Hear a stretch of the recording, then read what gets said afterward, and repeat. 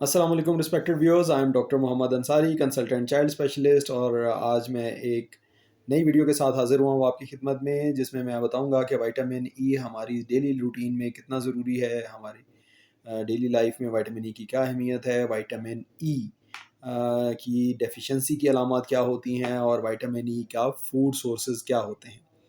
Vitamin E एक fat soluble vitamin है, जो कि हमें बहुत सारे ऑयल्स और बहुत सारे ऑयली फूड्स की से मिलता है। इस विटामिन का काम जो है वो हमारे ब्लड की इंटेग्रिटी को, हमारे मसल्स की स्ट्रेंथ को, हमारे वुंड की हीलिंग को बरकरार रखना। इसका काम हमारे रिप्रोडक्टिव सिस्टम को अच्छा रखना, एक्टिव रखना। और इसका काम हमारी आंतों को और हमारे इम्यून सिस्टम को हेल्दी रखना।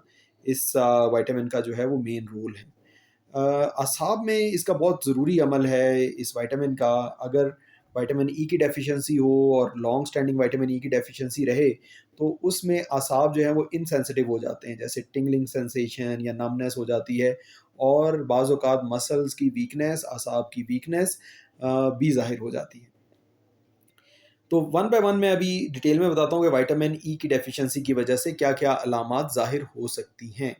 सबसे पहले दिल के बारे में बात करते हैं। दिल के ऊपर विटामिन ई की जब जब डेफिशिएंसी होती है, तो इर्रेगुलर रिदम होता है। दिल की जो धड़कन है वो इर्रेगुलर होती है, या आपको दिल की बीट जो है महसूस हो सकती है, जिसको पैल्पिटेशंस हम कहते हैं। पैल्पिटेशंस हो सकती हैं, इर्रेगुलर धड़कन हो सकती है, या आपको घुटन का एहसास हो सकता है सीने में, और दिल के अंदर घुटन का एहसास हो सकता है। आँखों में इसका बहुत ज़रूरी काम है विटामिन ई का। अगर विटामिन ई की डेफिशिएंसी हो जाए, तो हमारे विज़न जो है वो श्रिंक हो जाता है। वो नैरो डाउन हो जाता है, टनलिंग हो जाती है विज़न की। ये कुछ डिज़ीज़ेज़ भी होती हैं, जैसे ए बीटा लाइपोप्रोटीनीमिया टाइप। उनमें इस तरह से होता है कि पेशेंट को जो है वो रेटिनाइटिस पिगमेंटोसा भी हो जाता है, ए रिफ्लेक्सिया भी हो जाता है। उसके रिफ्लेक्सेस जो हैं टाँगों के, वो भी ख़त्म हो जाते हैं। सादा अल्फाज में ये कि आँखों को भी मुतासिर करती है, विज़न अफ़ेक्ट करती है। और विज़न को इस तरह से नहीं जो कि सन ग्लासेस जो कि माफ़ कीजिएगा, जो कि नज़र की ऐनक लगाने से ठीक हो जाए। विज़न को ये इस तरह से मुतासिर करती है कि विज़न आपका दोबारा बहाल होना फिर मुमकिन नहीं रहता। बहुत ज़्यादा शदीद नुकसान हो सकता है विज़न को, क्योंकि पीछे जो पर्दा होता है, ये उसको मुतासिर कर देते हैं विटामिन ई की डेफिशिएंसी को। खून में जब छोटे बच्चों को जब विटामिन ई की कमी होती है, तो खून के खुलिये ज़्यादा टूटते हैं और यरकान की अलामत ज़ाहिर हो सकती है। और खून के खुलियों की रीजनरेशन जो है वो कमज़ोर होती है, और जो खून के खुलिये रीजनरेट होते हैं, यानी दोबारा बनते भी हैं, वो भी कमज़ोर होते हैं और जल्दी से टूट जाते हैं। तिली उनको फिर जिस्म से निकाल देती है और यरकान ज़ाहिर हो जाता है। पेशाब का रंग गाढ़ा हो जाता है। फिर पट्ठों पे, जैसा कि मैंने बताया, असाब की कमी कमज़ोरी का बायस बनता है, उसकी वजह से फिर पट्ठों की कमज़ोरी और वीकनेस के साथ-साथ दर्द। पहले दर्द आता है, लेकिन अगर लॉन्ग स्टैंडिंग विटामिन ई की डेफिशिएंसी रहे, तो फिर वो जो दर्द होता है वो वीकनेस में कन्वर्ट हो जाता है, कमज़ोरी की शक्ल में जो है वो ज़ाहिर हो जाता है। और हम टेंडन जर्क जो करते हैं, हम जो है वो स्ट्राइक करते हैं टेंडन के ऊपर, मसल्स के, और फिर मसल्स की कॉन्ट्रैक्शन को देखते हैं, वो टेंडन जर्क्स आना जो है वो ख़त्म हो जाती हैं। ऐसे पेशेंट्स में जिनमें विटामिन ई की लॉन्ग स्टैंडिंग जो है वो डेफिशिएंसी होगी, उनमें टेंडन जर्क्स एब्सेंट हो जाते हैं। फिर कुछ मसल्स जो हैं वो ऐसे लॉस हो जाते हैं कि जो पाँव है, उसमें जो है वो एब्नॉर्मल खम आ जाता है, उसकी आर्च बहुत ज़्यादा बढ़ जाती है। इसको पेस केवस कहते हैं, डिफ़ॉर्मिटी, पेस केवस डिफ़ॉर्मिटी आ जाती है लोअर लिम्ब के अंदर, और सेंसेशन भी जो है वो आहिस्ता-आहिस्ता ख़त्म होना शुरू हो जाती हैं।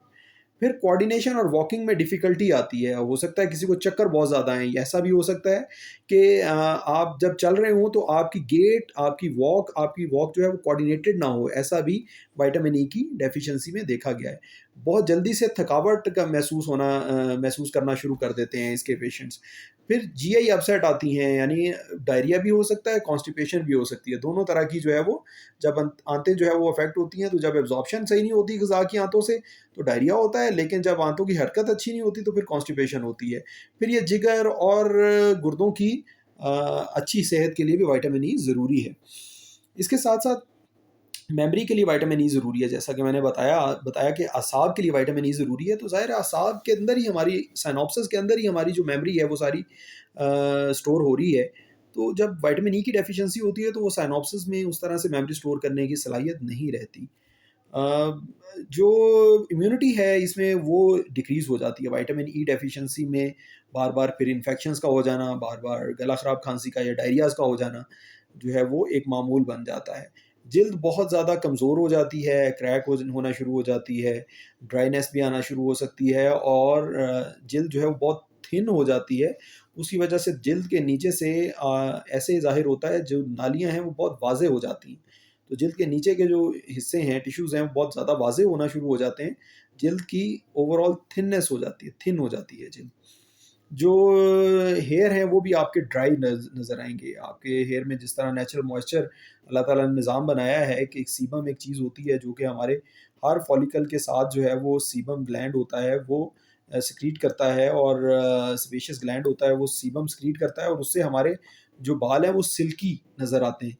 तो ये वाली सलाहियत जो है जब विटामिन ई नहीं होगा तो वो ख़त्म हो जाएगी, उसकी वजह से जिल्द भी ड्राई नज़र आएगी और बाल भी जो है वो ड्राई नज़र आएँगे। उसी तरह नेल भी जो है वो ड्राई नज़र आएँगे, बहुत ज़्यादा ब्रिटल से ड्राई नेल नज़र आएँगे। फिर रिप्रोडक्टिव सिस्टम का मैंने बताया बहुत ज़रूरी अमल है, जिन ख़वातीन में विटामिन ई की डेफ़िशिएंसी होती है या जिन मेल्स में विटामिन ई की डेफ़िशिएंसी होती है, उनमें जो है वो स्पर्म काउंट और स्पर्म की मोटिलिटी भी इफ़ेक्ट होती है और जिन ख़वातीन में होता है विटामिन ई की डेफ़िशिएंसी, उनमें हमल का ठहरना भी मुश्किल से होता है और हमल का जो है वो ठहरे रहना, पहले तो हमल का ठहरना जो है वो मुश्किल है और उसके नंबर बाद में हमल जब ठहर जाता है तो उसके बाद उसका मिसकैरेज के होने के चांसेस जो हैं वो बहुत ज़्यादा होते हैं। तो विटामिन ई की डेफ़िशिएंसी की वजह से मल्टीपल चीज़ें हैं, मल्टीपल अलामात हैं जो कि ज़ाहिर होती हैं। अब मैं ये बताता हूँ कि विटामिन ई की आप रोज़मर्रा की ग़िज़ा में कौन-कौन सी चीज़ें इस्तेमाल करें कि विटामिन ई की कमी आपकी ग़िज़ा में दूर की जा सके। सबसे ज़रूरी है इसमें फ़िश। विटामिन ई जो है क्योंकि ऑयल बेस्ड विटामिन है तो इस वजह से फ़िश और ऑयली फ़िश में स्पेशली इसकी मिकदार ज़्यादा होती है। ऑलिव ऑयल में या ऑलिव्स में इसकी मिकदार ज़्यादा होती है। फलों और सब्जियों में इसमें जो कैप्सिकम है, जो जिसे हम शिमला मिर्च कहते हैं, शिमला मिर्च में इसकी मिकदार जो है वो पाई जाती है काफ़ी हद तक। और ब्रोकली में, ब्रोकली एक गोभी की तरह का फल होता है, सब्ज़ी होती है जो कि सब्ज़ रंग की होती है, बिल्कुल सब्ज़ रंग की गोभी की नुमा होती है। ग्रीन लीफ़ी वेजिटेबल्स में इसकी मिकदार पाई जाती है काफ़ी हद तक विटामिन ई की। एग्स में एवोकाडो, एवोकाडो एक जो है वो अफ्रीकन ये फल भी है, ये सब्ज़ी भी है, ये बेज़ायका सा होता है लेकिन बहुत ज़्यादा ऑयली होता है। ये है बेसिकली सब्ज़ी की नुमा है। एवोकाडो में जो है काफ़ी मिकदार में पाया जाता है। फिर ड्राइड फ्रूट्स में विटामिन ई काफ़ी मिकदार में पाया जाता है, जैसा कि अखरोट में, अखरोट के अंदर और मूँगफली के अंदर जो है वो विटामिन ई की काफ़ी मिकदार पाई जाती है। फिर कॉर्न में, मशरूम्स में और साथ ही साथ जो कीवी फ्रूट है उसके अंदर भी विटामिन ई की मिकदार जो है वो काफ़ी ज़्यादा पाई जाती है। तो जिन पेशेंट्स को ये अलामत हो, विटामिन ई की डेफ़िशिएंसी वाली अलामत हो, उनको चाहिए कि वो विटामिन ई जो है वो मेडिसिनल फॉर्म में भी ले सकते हैं और इन डाइट्स की फॉर्म में भी। सबसे पहले डाइट से अपना इलाज करने की कोशिश करें, अगर उससे भी खुदा ना खास्ता आपको कोई अफ़ाका ना हो तो आप फिर अपने मुआलिज से रब्ता करें। उम्मीद है मुझे है कि आपको मेरी ये वीडियो बहुत पसंद आई होगी। अगर पसंद आए तो प्लीज़ मेरी वीडियो को लाइक कीजिएगा, पेज को सब्सक्राइब कीजिएगा और अपने दोस्तों को रिकमेंड कीजिएगा और अगर कोई क्वेश्चन हो तो कमेंट सेक्शन में ज़रूर पूछिएगा, इंशाल्लाह मैं आंसर करूँगा। थैंक यू वेरी मच जी, अस्सलाम वालेकुम।